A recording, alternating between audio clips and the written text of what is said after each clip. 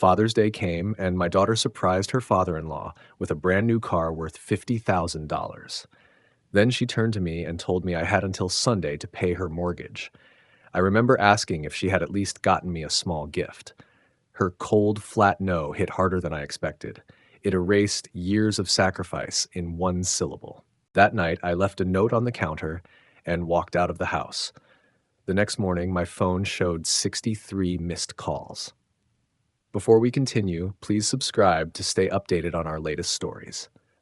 I dropped the Civil War history book I had been reading, the hardback thudding against the floor as my reading glasses slid down my nose. My heart pounded against my chest like it was trying to escape. Diana never bothered to knock anymore. She stood there in the doorway, arms folded tight, her shadow stretching across the little guest room that had become my whole world. The light from the hallway turned her face into a dark outline, but her voice carried all the warmth of a January morning in Nebraska. "Dad, you remember the mortgage is due Monday, right?" Every word came out sharp and cold. "If not," she added, "I know a really nice nursing home." The book lay open between us, pages bent and fanned out like broken wings. My eyes landed on the chapter title, When Families Divide. I looked up at her, the same daughter who once crawled into my lap during thunderstorms. "Diana," I said quietly, "I always pay on time." My voice cracked like an old porch board. She just said, "That's cruel." "No," she corrected herself. "That's reality." Her heels clicked against the hardwood as she shifted her stance, her polished confidence filling the room. "We have obligations, real ones." I gripped the bedsheet until my hands trembled. 67 years of living had taught me plenty, but nothing prepared me for the moment when my own child would talk to me like a burden, something that needed managing. "I've never once been late with—" I started, but she waved her hand, slicing through my words like smoke. "Dad, please," she said. "Just make sure Monday happens." The room suddenly felt smaller, the air pressing in. The framed portraits of Civil War generals on the wall seemed to watch silently. Men who knew betrayal and what it meant to be blindsided by your own allies, but even they looked like they pitied me. "I understand you're stressed, sweetheart, but don't," she said sharply. Just one word, but it hit harder than any slap. "Do not make this harder than it needs to be." She turned, her blonde hair swaying like a curtain closing on a scene I never agreed to watch. Her heels clacked in rhythm as she walked down the hallway, each click a reminder of how far she had drifted. The sound faded as she climbed the stairs back to Brandon and their world of wine and television. I sat there in the quiet, the lamp casting a soft yellow glow over my chair. The house groaned, settling into its old bones. Above me, their laughter floated down. Light, careless laughter that belonged to people who never worried about rent or food or dignity. My Civil War book still lay open on the floor. I bent down, my joints protesting, and picked it up. The chapter stared back at me. When brothers turn against brothers. The words tasted bitter now. I smoothed the wrinkled pages with shaky hands. The author had written about families torn apart by war, sons turning on fathers, daughters choosing sides. Back then, those stories felt like history lessons. Now they felt personal. The framed picture of Virginia sat on my nightstand, her smile captured forever in silver. She had been gone 5 years, but I still talked to her sometimes, still asked for advice. Tonight, her eyes seemed to ask a question I could not bring myself to answer.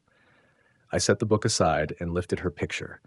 The metal frame felt cool and steady in my palm, the weight familiar and grounding. There she was, Virginia in her Sunday dress, that patient smile that carried me through 43 years of marriage, 3 miscarriages, and 1 beautiful daughter. One daughter who had just threatened to put me in a nursing home. My vision blurred. I blinked fast, refusing to let the tears fall. Men my age were not supposed to cry, especially not over their own children. But as I held that picture, memories flooded back to when life still felt hopeful. The year was 2023, and that same photo took me straight to the Sunday afternoon when everything began to change. Diana had been right here in this very room, though back then it was her kitchen, bright and full of warmth, smelling like pot roast and dreams.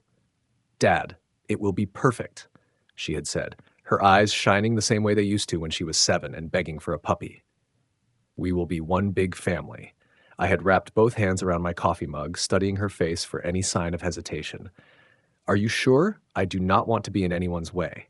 In the way?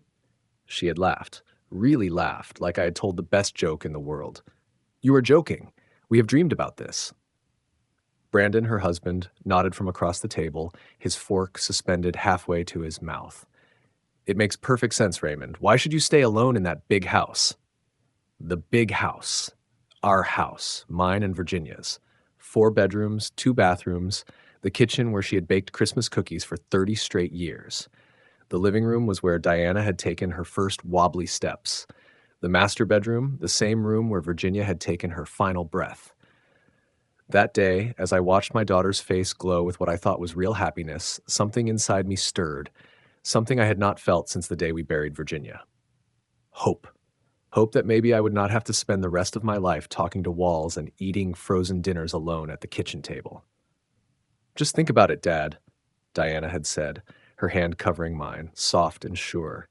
No more mowing the lawn, no more shoveling snow, no more rattling around that big empty house by yourself. The real estate papers lay between us, crisp and clean, black ink spelling out what 4 decades of work and memories were now worth, $180,000. Enough for Diana's down payment, enough for her dream home. Enough, I thought, to buy my way back into her life. That last night in our old house, I sat on the edge of my bed, surrounded by cardboard boxes labeled Raymond's Room in Diana's careful handwriting. The silver frame with Virginia's photo was the final thing I packed. I wrapped it gently in tissue paper, like a promise I was trying to keep to both of us. We are doing the right thing, aren't we, sweetheart? I whispered to her face behind the glass. Moving day had felt almost joyful. Diana and Brandon carried boxes, laughing and teasing each other. For the first time in a long time, the silence that had filled my life was gone. My new room, the guest room, had been painted a pale blue, Virginia's favorite shade. Diana herself had hung my Civil War prints. She stood on a stepladder while I steadied the frames. Perfect, she said proudly when she stepped back. This is going to be perfect, Dad. And for a while, she was right. We had dinner together every evening, the conversation flowing easy, like wine. Diana asked about my day, the book I was reading, or reminded me of stories from when she was a kid. Brandon would chime in about the news, politics, or baseball, and sometimes he even asked what I thought. For the first time in years, I felt useful again. Wanted. That first month was everything she promised. I woke up to the smell of coffee brewing and voices in the kitchen. The house had life in it again.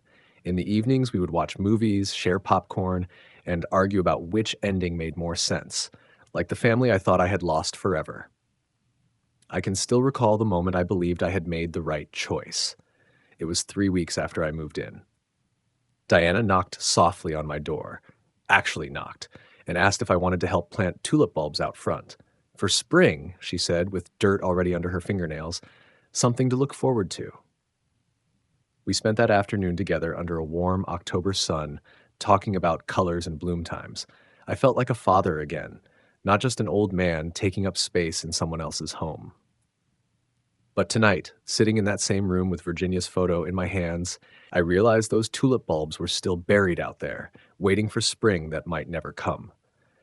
I could not remember the last time Diana had knocked on my door, or the last time she had asked me anything beyond how I wanted my eggs cooked. The silver frame caught the lamp's glow, Virginia's smile flickering like a reflection in water. I brushed my thumb over the metal and whispered to the empty room, "When did that smile fade?" I moved to my armchair by the window to clear my head. Outside, the neighborhood lay quiet, every porch light guarding its own secrets. But I knew tomorrow something would change. I could feel it deep in my bones, the same way I could always sense a storm coming. The question haunted me. When did the smile stop? January 2024. That is when the cracks first started showing. It began small, with Brandon's greetings. For months, he had passed through the kitchen each morning with a cheerful, "Good morning, Raymond," coffee in one hand, laptop bag in the other. Then one Tuesday, it stopped. I was at the counter fixing my oatmeal when he breezed by like I was part of the furniture. "Morning," I said, hoping he just had not heard. Nothing, not even a nod. I told myself he was just busy. Maybe work had him stressed, maybe a project deadline. But the silence stretched on. Days, then weeks. Every kitchen encounter became an awkward dance. Me pretending everything was normal, him pretending I was invisible. The dinner table told the real truth. For months, we had eaten together every night, sharing stories about our days. Diana called them family dinners.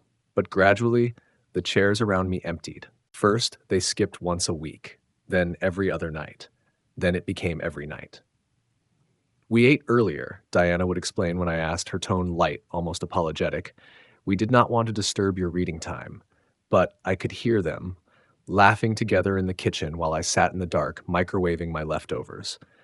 Their voices carried through the walls like a party I was no longer invited to. By February, I started hearing whispers. Doors would click shut when I walked past. I would catch my name spoken in low tones, followed by silence the second they realized I was there. One night I heard Brandon say, "Too expensive to keep," before he saw me standing in the hall. "Hey, Raymond," he said quickly, too bright, too forced. "How's the book coming along?" By March, the complaints began, small ones at first. "Dad, could you turn the television down a bit?" Diana asked one evening, like I had been blasting it through the roof, when the volume was barely audible. Later that week, I overheard Brandon's voice from the kitchen. "Your father always leaves dishes in the sink." I started cleaning my own dishes right after every meal. One bowl, one spoon, washed, dried, and put away before anyone could say a word. But soon enough, they found something new to criticize. "Maybe we need some house rules," Brandon had said one night in March, using that firm, managerial tone of his, the kind people use when talking to a difficult tenant. House rules. In a home my money had helped pay for. That was when I started noticing how my world was shrinking piece by piece. My toothbrush and razor were moved out of the bathroom cabinet to make space for guest supplies. My favorite chair in the living room slowly disappeared under their things. Diana's laptop, magazines, decorative pillows, all piled like I did not exist. The kitchen cabinets were rearranged without a word, and somehow my coffee and cereal ended up on the highest shelf out of reach of my bedrooms. Once a refuge, had turned into a cell with a window. Days started blending together. I would stay in that room from sunrise to nightfall, stepping out only to grab food or use the bathroom. The house that had once felt like a second chance now felt like walking through enemy territory. And the worst part was not their coldness. It was what it was doing to me. I started tiptoeing around them, careful with every word, every breath. I spoke softer, moved slower, tried to take up less space, hoping it would earn back their kindness. But somewhere along the way, I had stopped being family and become a problem that needed managing. It had not happened overnight. It crept in quietly, one reasonable change at a time. The television volume, the dishes, the bathroom schedule, even how I moved around the house. Each new rule sounded small on its own, but together they built a cage I had helped pay for. I kept telling myself that if I just followed along, peace would return. But it never did. All it did was erase me from their world, until I was invisible, yet still painfully there. 3 months. That is all it took for my daughter's dream house to become my nightmare. That evening, I heard an engine outside. The sound cut through my thoughts like a blade. Strange. Diana's Toyota was already parked in the driveway, and Brandon's truck sat beside it. I pulled the curtain back and stared into the fading light. Something told me tomorrow would bring answers I was not ready to face. The first thing that caught my eye was the shine, a flash of silver bright enough to sting. I had stepped outside to grab the mail after 3 days of keeping to myself since the nursing home argument, but I froze halfway down the path. Sitting in our driveway was a BMW X3. Brand new. Silver paint gleaming, dealer tags still attached like jewelry price tags.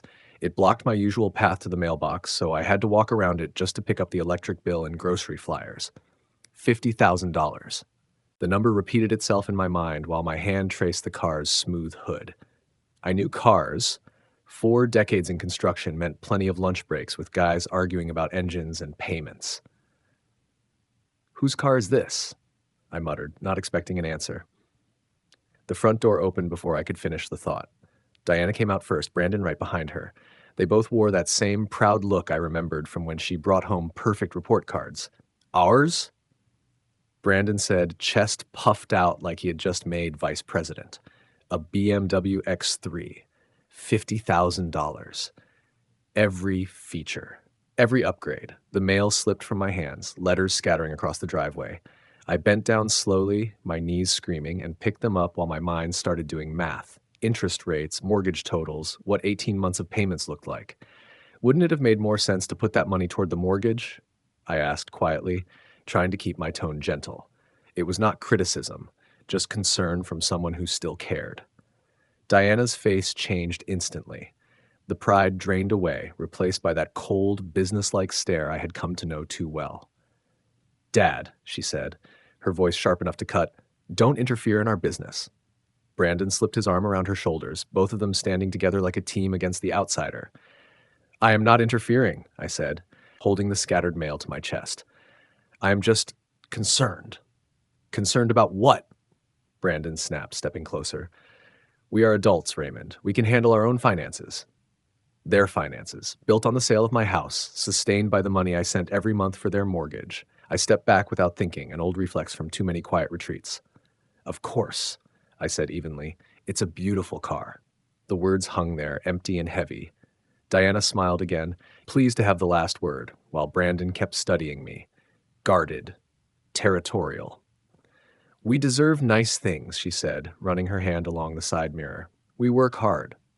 They did work, but they also worked with a safety net I had built for them. My sacrifices had turned into their luxuries, German leather seats, while I patched old shirts and stretched a can of coffee to the end of the week. "I'm sure you do," I said quietly. That was the end of it. The air felt colder after that. They turned and went back inside, probably to look at their reflection in the new car's window. And I stood there alone in the driveway, surrounded by silence and the sound of my own foolish heart still trying to believe I mattered. I walked toward the front door with the mail clutched tight in my shaking hands, but my mind wasn't on the envelopes. It was on the numbers. $50,000, 18 months of mortgage payments, half a year's worth of my pension, all spent on luxury, while they threatened me with nursing homes. I bent down to pick up the envelopes scattered across the walkway, still running the math in my head. By the time I made it back inside, those numbers were carved into my thoughts like scratches in glass. That night, around 8:30, I sat at my small desk by the window. The lamp threw a weak yellow light over the bank statements spread out in front of me like evidence at a trial. I had tried to distract myself earlier, watched a little television, reheated last night's leftovers while they ate Chinese takeout upstairs. But the math kept circling back, eating at me. My glasses slipped down my nose as I arranged the paperwork in neat stacks, oldest to newest. Old habits die hard. I had been an engineer most of my life. Organization and accuracy were second nature. 6 months of mortgage payments, everyone carefully documented in my handwriting. $2,800 each month. That came from my $2,100 pension and another $700 I scraped together from my savings, which were shrinking fast. Next to my coffee mug sat the calculator, its little digital screen glowing with the harsh truth. My old house had sold for $180,000, money I used to give Diana and Brandon their down payment. Add 6 months of contributions to their mortgage, about $1,600 more. In total, I had poured $196,800 into their dream. That new car of theirs? The payments alone could have covered my groceries for 2 full years. I pulled my small notebook from the drawer, the one where I tracked every cent. Groceries, $20 a week. Stretching ground beef and pasta into 3-day meals. Coffee, $5, one small bag each month. My winter coat was held together with safety pins because $30 for a new one felt extravagant when they needed my help with the mortgage. While I went without, they spent $50,000 on German luxury. Through the window, the BMW glowed under the streetlight like a trophy. I stared at it, remembering how I had sold my own Toyota 3 months earlier. I'd told myself it made sense. One household didn't need 2 cars. Walking to the pharmacy and grocery store would be good exercise, I'd said. Now I saw the truth. They hadn't wanted me to have a car because it took up their precious driveway. My hands trembled as I gripped the calculator. When had I stopped being family and become their personal bank account? When had my love and generosity turned into something they felt entitled to? I count every penny just to cover your mortgage while you buy a $50,000 car, I whispered into the quiet room. Laughter floated down from upstairs. Soft, contented laughter. They were celebrating, probably raising a glass to their new toy while I sat here surrounded by proof of my own foolishness. Each bank statement told the same story. Raymond Dunsworth, loyal provider, says convenient victim. I ran my finger along the list of payments, feeling the paper give under the pressure. 18 months. This car represented 18 months of sacrifice, months of denying myself simple things so they could live comfortably. My wallet lay open beside the stack. The leather was worn thin, nearly empty. Inside sat my Medicare card and $23 in cash. Everything else I owned had been funneled into their life, their comfort, their future, one that didn't have room for me. The math didn't lie. With their combined income of $150,000 a year, they could have easily handled that mortgage without my help. They didn't need me. They used me. I wasn't family anymore. I was convenience with a pulse. I stood by the window and looked down at the car gleaming under the streetlight. Tomorrow, they'd drive to work with heated seats and leather upholstery, while I walked to the pharmacy in shoes I'd resoled twice. They'd adjust their climate control. I'd adjust my thermostat to save on gas. Somewhere along the way, I'd been playing the wrong game entirely. It hit me then. Love and exploitation can look the same on the surface. They can wear the same smile, use the same words, even call you dad with warmth in their voice. The difference is gratitude versus entitlement, respect versus dismissal, and they no longer respected me. They just expected me. The math was simple now. The math was simple now. I closed the ledger and looked up at the wall calendar. June 16th was circled in red, Father's Day, 2 months away. When that Sunday finally came, it felt heavier than the ones before. I took more care getting ready, pressed my shirt, combed my hair, even polished my shoes. Maybe today would feel different. Maybe it would remind me that I still mattered. At the top of the stairs, I paused. Voices drifted from the kitchen. Diana's voice, bright and full of energy. "Robert, happy Father's Day." Her tone hit me like sunlight after a long winter. Warm, genuine, the kind of joy I hadn't heard from her in months. "Come over tonight for dinner. We'll have your favorite pot roast and that chocolate cake you love." My chest swelled with cautious hope as I listened. Maybe today would be a turning point. She laughed softly, still on the phone. 6 o'clock will be perfect. Patricia will love the flowers I picked out. Flowers, pot roast, chocolate cake. For a moment, I let myself believe it, that today would be about family again, about something bigger than bank accounts and car payments. Maybe, just maybe, Father's Day would mean something after all. I stopped in the doorway of the kitchen and waited. I didn't want to interrupt whatever she was planning, but I positioned myself so she would have to notice me. Morning light filtered in through the blinds, glinting off her hair as she spoke animatedly, gesturing with her hands even though the person on the other end couldn't see her. "It's going to be wonderful," she said, voice glowing with pride. "A real celebration for someone who truly deserves it. Someone who deserves it." The phrase wrapped itself around me like warmth after a long winter. Maybe, after all these months of feeling like a ghost in my own home, today would remind me what it was like to be loved again. "See you tonight. Love you," she said before hanging up. I smiled quietly, letting myself believe for a second that the warmth in her voice had something to do with me. It was Father's Day, after all. My day. When she turned around, I expected her face to light up, maybe with a "Happy Father's Day," or at least something close. Instead, I got the same polite nod I'd been getting for weeks. "Good morning," she said flatly. No mention of the day, no flicker of recognition, just a businesslike greeting, the kind you give a stranger at a hotel desk. "Good morning," I answered, waiting for more. Waiting for the voice I just heard seconds ago. The laughter, the excitement, the affection. But it never came. She brushed past me toward the dining room, already on to the next task. The cheer in her voice, the love in her words, all of that had been for someone else. For Robert. For me, she had nothing but duty. I stood in the kitchen holding my empty coffee mug while she moved around, opening cabinets, clanging pans, humming softly as she prepared something special. The sounds were familiar, the rhythm of care, of celebration, but they weren't for me. Standing there, I realized what I'd been avoiding for months. In this house, There was only room for one father to be honored, and it wasn't me. I retreated to my room and sat for a while, listening to the noises downstairs. The cabinets, the pans, the soft laughter. The celebration was already taking shape, just not mine. Later, I heard the slam of car doors, followed by cheerful voices drifting in from the driveway.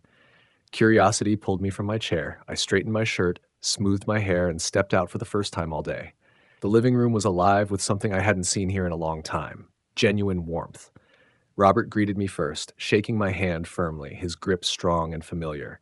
His palms were rough from decades in auto repair, and his smile was steady, honest. "Raymond, good to see you. It's been too long," he said. Patricia, his wife, touched my arm lightly as she looked around. "What a beautiful home you have, Raymond. It's lovely." Her admiration sounded sincere, not polite, but real. And then I watched it happen. Diana changed right in front of me.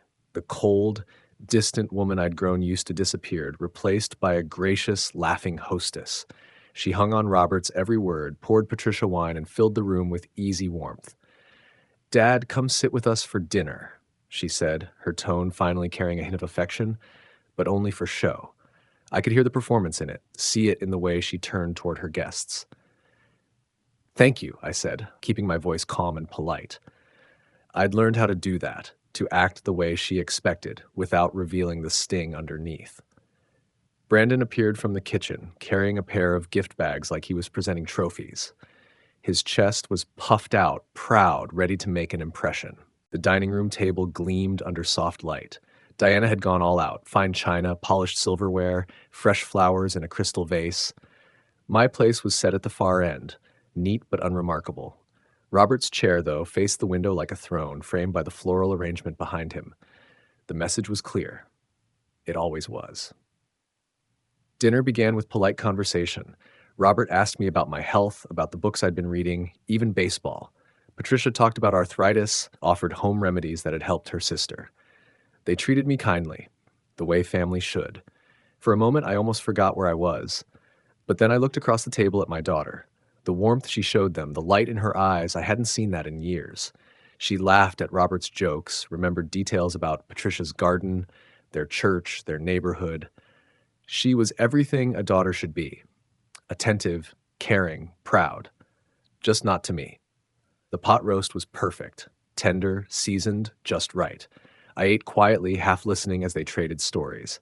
Every time the topic drifted toward money or bills, Diana steered it somewhere else: recipes, vacations, neighborhood gossip. She was protecting the illusion, making sure the mask stayed in place. Brandon played along, offering small smiles and nods at all the right moments, careful to sound humble while dropping casual hints about his success. And then it came. Before dessert, Diana stood up, a spark in her eyes I hadn't seen since she was a little girl. "Before we cut the cake," she said, "we have a surprise." She lifted her champagne glass, the crystal catching the candlelight, scattering it across the room like tiny stars. All eyes turned to her, and I realized I'd seen that look before. That same confident, proud expression she'd had when she sold my house. "Happy Father's Day, Robert." Her words rang out over the table like a toast. Then came the sound, sharp, metallic, as the car keys hit the polished wood. The noise seemed to echo through the room, bouncing off the walls until everything went still. The BMW keys, $50,000 worth of German luxury, presented like a trophy unveiling.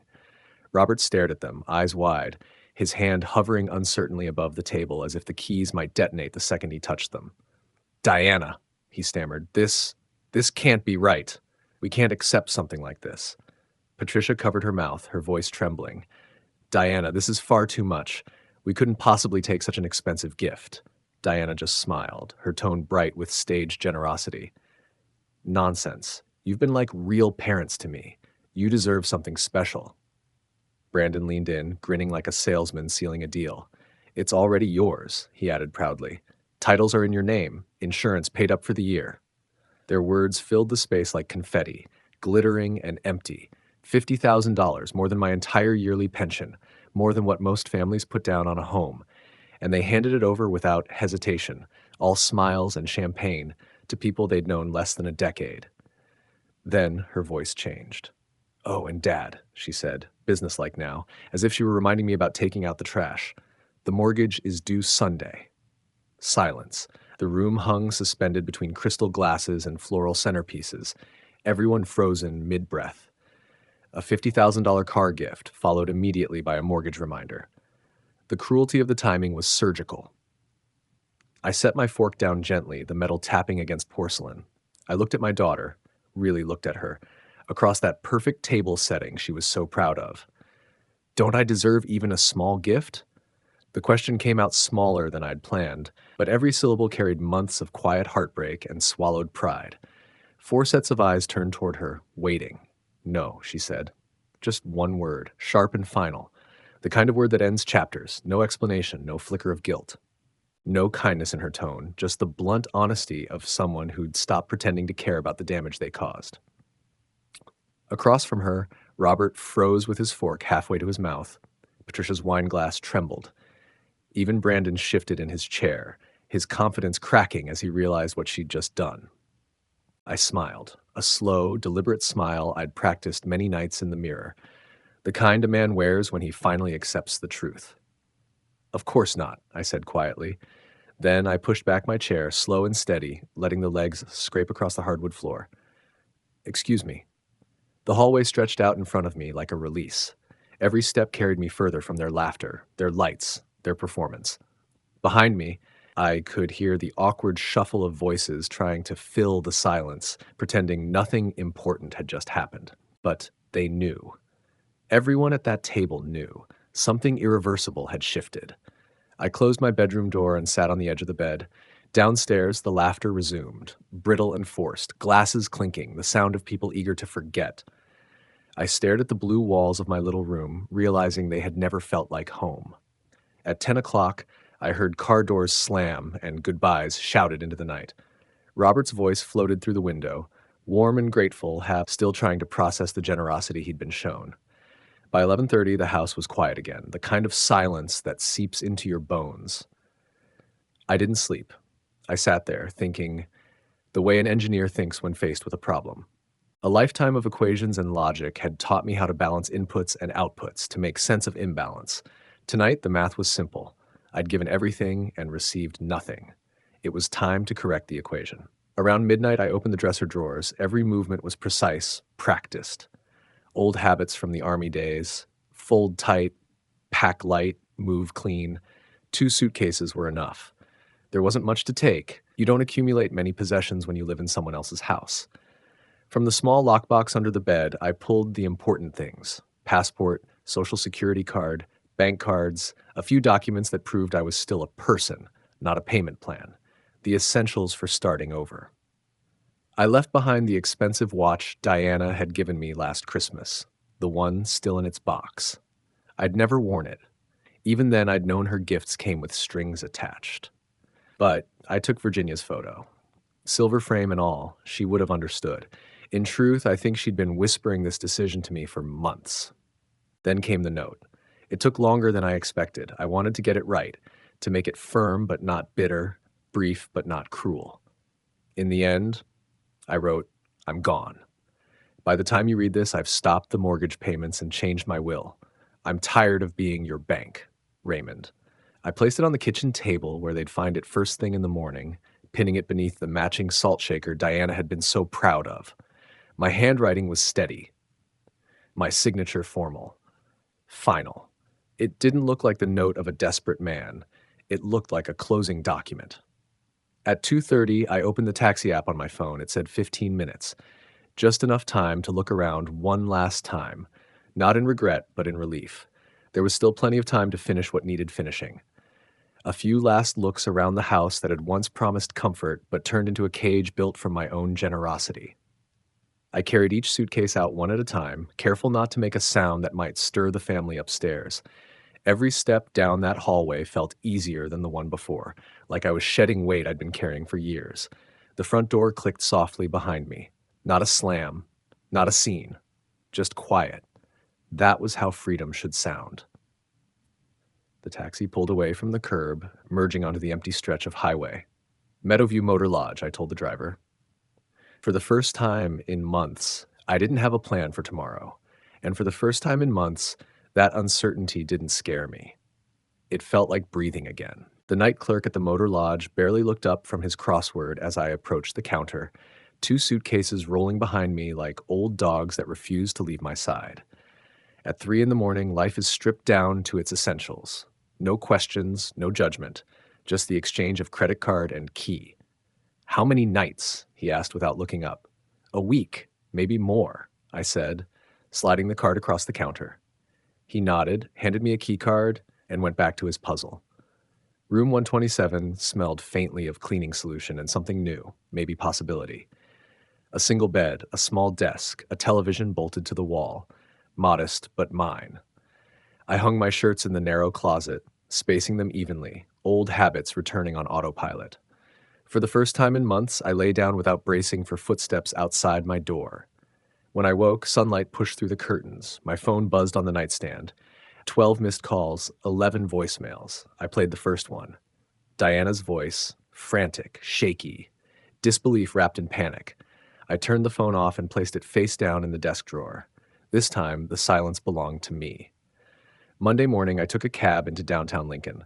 The legal district was already buzzing, people in suits, briefcases swinging, all with purpose. I felt strangely at home among them. Sharon Coleman's office sat on the 15th floor of a building that looked practical rather than proud. Efficient, solid. Exactly what I needed. "Are you sure about this, Mr. Dunsworth?" she asked, pen poised above the will modification papers. "Yes," I said. My voice didn't waver. She made her choice when she chose cruelty over kindness. The new document was simple, almost elegant. The majority of my estate would go to Virginia's church, the one where we'd been married. The rest divided between veterans organizations and the local library. Diana's name appeared nowhere. "Your daughter will receive official notice within 30 days, Sharon said as she slid the signed pages into a folder. I initialed every line, page by page, with the steady hand of a man putting his life back in order. Not out of spite, but out of balance. The ink dried quick and clean. Walking back to the motel, I felt something I hadn't felt since Virginia's funeral. Hope. Real. Quiet hope. The Motor Lodge didn't feel like a holding cell anymore. It felt like a starting line. That afternoon, I opened my laptop and started looking up rentals in Elkhorn, just south of Lincoln. Small houses with backyards, quiet streets, neighbors who waved but minded their own business. By evening, I crossed the street to the park with a cup of coffee and my Civil War book. The sunlight felt warmer than it had in years. A week passed in peace. Coffee at 6, breakfast at the diner next door, a walk to the park after, days stitched together with small, quiet freedoms. Then came Saturday. I was reading a biography of Eisenhower when the stillness changed. I didn't have to look up to know who was coming. You can feel desperation before you see it. Diana's Toyota came in too fast, stopping crooked across 2 parking spaces. I watched from the corner of my eye as they climbed out, their faces tight with panic, voices too loud for a place that had forgotten their noise. "Dad," she called, already crying. "Please, we were wrong. We're sorry. Come home." Her makeup was streaked, her movements jerky, all caffeine and guilt. I closed the book carefully, slipped the diner receipt between the pages to mark my place. "This isn't my home anymore, Diana," I said evenly. Brandon followed behind her, looking wrecked, hair uncombed, eyes red. "Old man, you can't just walk away, Liz. We have a mortgage." I stood, brushing off my pants. "You have a mortgage," I corrected. "I have freedom." The words landed hard. I saw it hit them both, that sudden recognition of the truth they'd been avoiding. For months, they'd convinced themselves that my help was permanent, my sacrifice endless. They'd mistaken love for obligation. Diana's voice cracked, thin with panic. "We'll change. I promise, Dad, we'll change." "We'll treat you better. We'll include you in everything," Diana said, her words tumbling out too quickly, like she was afraid silence might make the truth louder. I looked at her. Really looked. Behind the tears and trembling lip wasn't regret. It was fear. Not sorrow for what she'd done, but panic about what losing me would mean for her comfort. That difference mattered more than she could ever understand. "I'm buying a house in Elkhorn," I said evenly, watching the words sink in. "And for the first time in a long time, I'm happy." Brandon's composure cracked. His anger erupted fast, raw, like a valve giving way under pressure. "You selfish old man," he shouted. What about our investment? What about everything we planned? You made plans, I said, my voice steady as stone. Plans that used my money while treating me like I was just another bill you couldn't wait to pay off. Their eyes darted, guilty and stunned. I knew they'd found me through my bank card. Maybe even hired someone to keep watch near the motel until my habits became routine. The thought almost made me laugh. Desperation always finds a way to humiliate itself. Please, Dad, Diana said, grabbing my sleeve with both hands. Her fingers were cold, unsteady. We're family. Family doesn't threaten each other with nursing homes, I said quietly, pulling my arm away. Family doesn't buy $50,000 cars and then ask pensioners to cover their mortgage. The words hung between us like a sentence already decided. I picked up my book, met their eyes one last time, not with anger, but with something close to pity. Don't look for me again. Then I turned and walked back toward the motel. Inside, I dialed the real estate agent's number from memory. I'm ready to make an offer on that house in Elkhorn, I told her. And with that, the future began. October brought crisp mornings and clear skies, the kind of Nebraska weather that makes even yard work feel like meditation. 4 months in my own house had rebuilt a rhythm I thought was gone for good. Coffee at sunrise, hands in the dirt before noon, evening walks down streets where neighbors waved but didn't pry. The letter came on a Tuesday, tucked between the grocery flyers and electric bill. It was from Sharon Coleman, my attorney. The envelope looked ordinary. The contents did not. The foreclosure proceedings have concluded, she'd written in her perfect cursive. Your former residence was sold at auction. I thought you'd want to know. I set the letter on the kitchen table, in my kitchen, and just sat there for a while. The peace that filled that small room felt earned. Solid. They'd lost everything. All it took was 3 missed mortgage payments. Without my deposits, the house of cards collapsed faster than they ever thought possible. The BMW was the first to go, then the house itself, that place that never felt like home to begin with. According to Sharon, they were renting a small apartment across town now. Their marriage strained under a pressure they used to outsource to me. Robert and Patricia still had the car, of course, a gift freely given, not tied to manipulation or guilt. But they offered no rescue to the people who'd mistaken generosity for endless supply. Some lessons come with bills attached. Out in the yard, a cardinal had started building a nest in the maple tree I planted last month. I watched it dart back and forth, patient and sure. The bird understood something it had taken me 67 years to figure out. Independence isn't loneliness, it's peace. The tomatoes were ripening, the marigolds thriving, colors I'd chosen just because they made me smile. No one criticized how I spent my hours or questioned my choices or treated me like an inconvenience in my own home. Sometimes the phone rang, telemarketers mostly, or a neighbor inviting me to a cookout or a church event. I answered when I felt like talking, let it ring when I didn't. Small freedoms, learned slowly. I finished my coffee, rinsed the cup in the sink, and stepped outside into the garden. The air smelled like autumn and soil and new beginnings. There was still work to do before winter came, and for the first time in years, I wanted to do it. They'd lost everything, and I'd finally found peace. Lesson learned. To hear the next story, click the box on the left. And as always, thank you for watching.